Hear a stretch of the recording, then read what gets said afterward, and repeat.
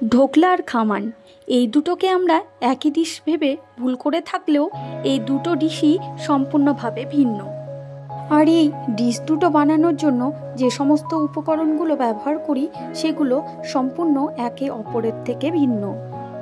আজ আমি এই খামান ডিশটা নিয়েই কথা বলবো। খামান বানানোর জন্য 2 বাটি ছোলার বেসন নিয়ে তার মধ্যে দিয়ে দিলাম সামান্য হলুদ ও লবণ। এখানে কালারের জন্য যে হলুদ ব্যবহার করব সেটা খুব সামান্য পরিমাণে, কারণ খুব বেশি হয়ে গেলে খামানের কালারটা খারাপ হয়ে যাবে। আর খামান যেহেতু মিষ্টি সেহেতু চিনির পরিমাণটা একটু বেশি ব্যবহার করব। আর সবশেষে বেকিং পাউডার ও 1 বাটি জল দিয়ে সমস্ত উপকরণগুলোকে ভালোভাবে মাখিয়ে একটা ব্যাটার তৈরি করে নেব। আর এখানে ব্যাটারটার থিকনেস ঠিক কেকের ব্যাটারের মতোই হবে। যেহেতু খামারটা আমাদের স্টিমেই বানাতে হবে তার জন্য হাফ কড়াই মতো জল উনুনে গরম করতে দিচ্ছি। এখন ব্যাটারটার মধ্যে 2 চামচ সাদা তেল দিয়ে ভালোভাবে মিশিয়ে নিলাম। এখন কড়াইয়ের মধ্যে একটা সুতির কাপড় দিয়ে দিলাম। এবার আমরা সবশেষে ব্যাটারের মধ্যে 1 প্যাকেট মতো ইনো দিয়ে ভালোভাবে মিশিয়ে নিচ্ছি। দেখুন কি সুন্দর ফুলে গেছে। এখন ব্যাটারটাকে একটা শটের আগে থেকেই তেল ব্রাশ করে রাখা বাটিতে ঢেলে নিচ্ছি, যেটা আমি আগেই তেল ব্রাশ করে রেখেছিলাম। আমি এখানে একটু অন্য শেপে বানানোর জন্য একটা ছোট্ট বাটি মাঝে রেখেছি।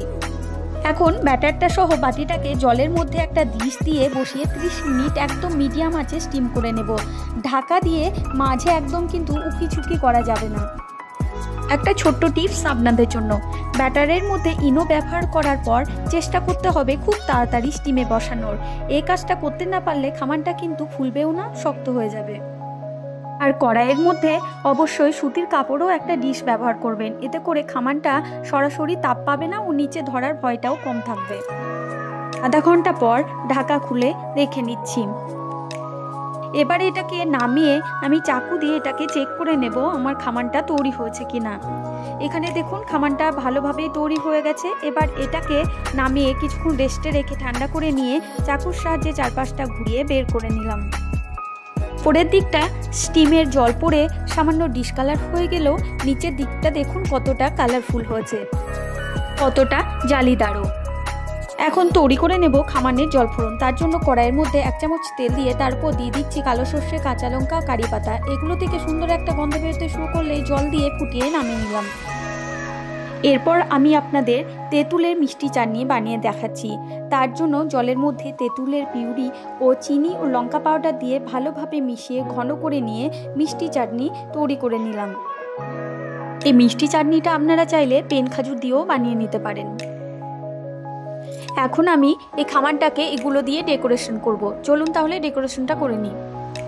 সবার প্রথমে খামানের উপর জলফোড়নটা চারিদিকে ছড়িয়ে দিয়ে তারপর দিয়ে দিচ্ছি আমি পুদিনার রস।